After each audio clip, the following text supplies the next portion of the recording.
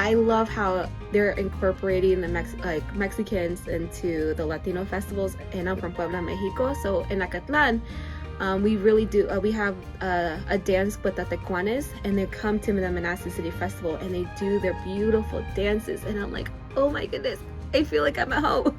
When I'm like, I don't need to go to Mexico and drive down there, or I don't drive down there, take a plane down there and visit my country. Like, it's here. So it's being able to celebrate my culture here in Manassas and able to see all the dances and the food and the music. I'm just so grateful to be having the exposure.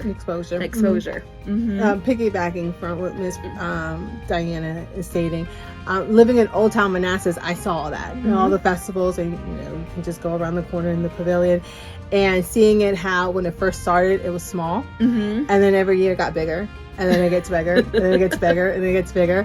And then the different events being held in Old Town, like she had mentioned before, like the art gallery, or the art factory, and how amazing it was. It was beautiful art. Yeah.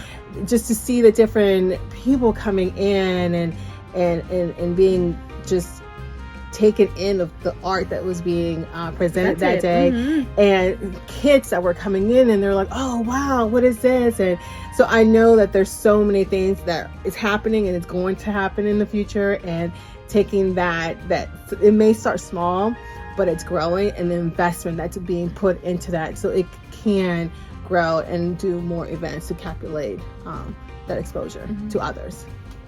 I can go get my Mexican food at La China Poblana, or I can go to an international grocery store and find tortillas, queso, anything that's I use at home, and I'm just able to connect with families and making that connection with them. So I feel like, yeah, right?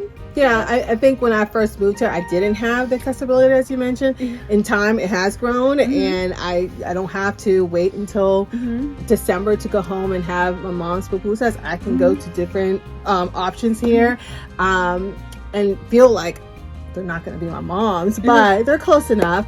But also the connection, like you said, with families, where I've done home visits, and families or like, no, we don't want you to go, so they give you a to-go plate, and I was like, oh my god, this is home cooking. But also the language, like walking into Walmart or walking into a different store or a restaurant and just hearing Spanish speaking, or 20 years ago it wasn't really there. The only time I did practice Spanish was with when I had to call a family or provide resources.